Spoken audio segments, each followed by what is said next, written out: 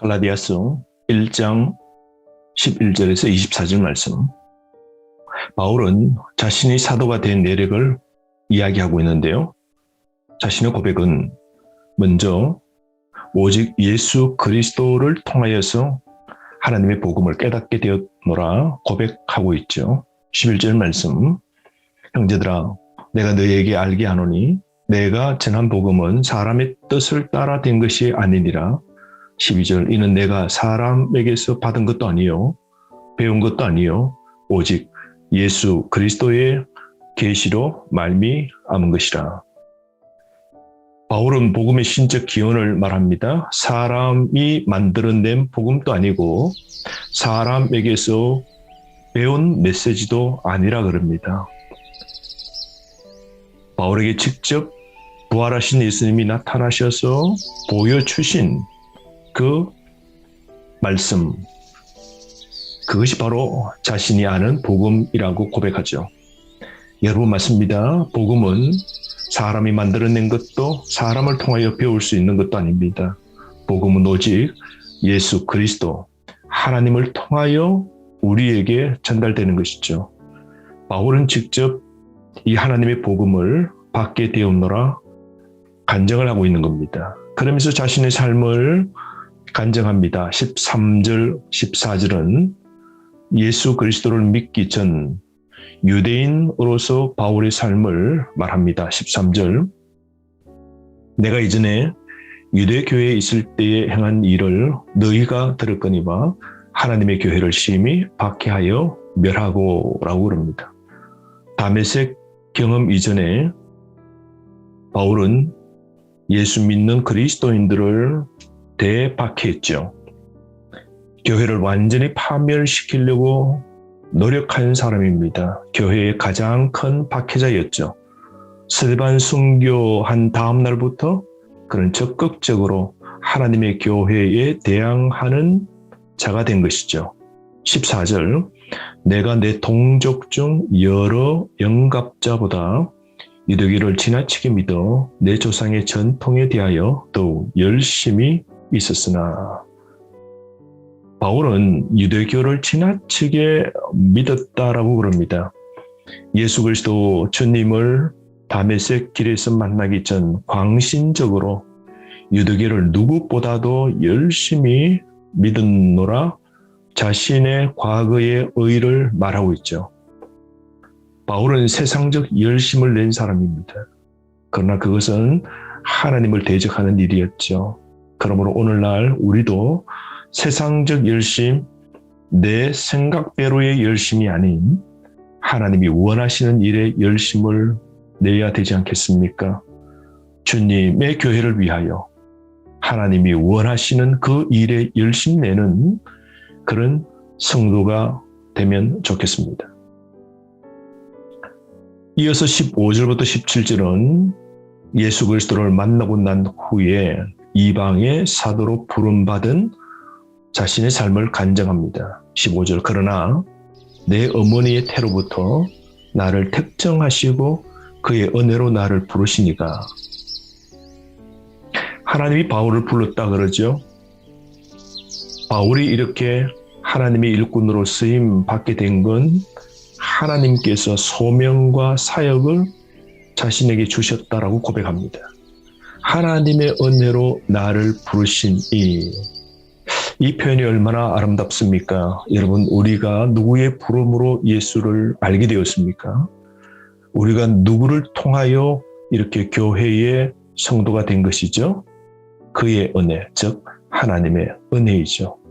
하나님의 은혜로 죄인 중에 죄인인 나를 부르시고 나를 택하셔서 오늘 복음의 일꾼이 되게 하신 바울 같은 은혜를 나도 지금 현재 누리고 있음을 기억합시다.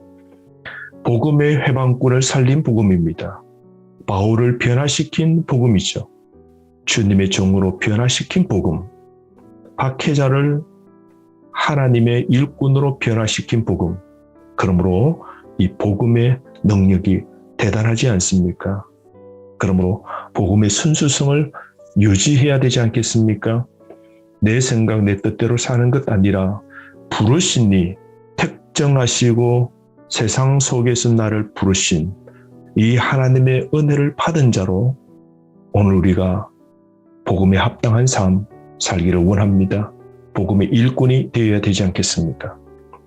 16절 말씀, 그의 아들을 이방에 전하기 위하여 그를 내 속에 나타나시기를 기뻐하셨을 때에 내가 곧 혈육과 의논하지 아니했다라고 그러죠. 그의 아들을 이방에 전하기 위하여 바울이 택정함을 입고 하나님의 은혜로 부름받아 소명과 사역 갖게 된 건 예수 그리스도를 전하도록 부르심을 받은 것이죠. 세상이 필요하는 것은 바로 예수 그리스도 복음입니다.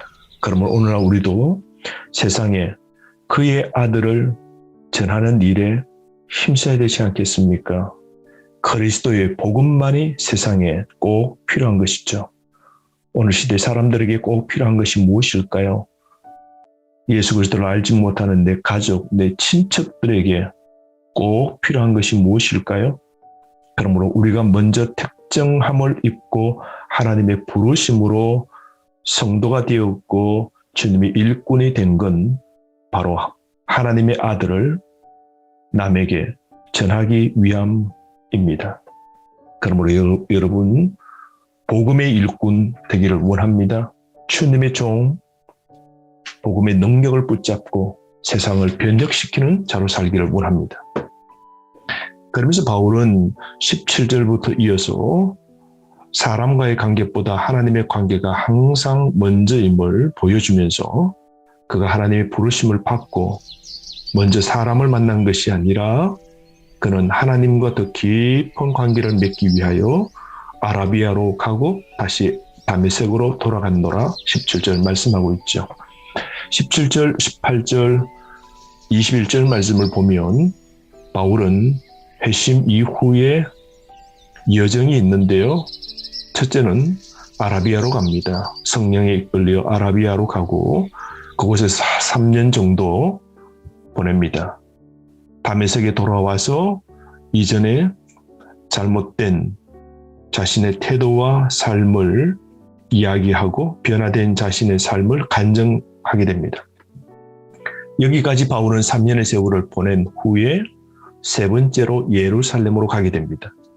그 예루살렘에 가서 예루살렘의 권위자들을 만납니다. 베드로와 야고보를 만납니다.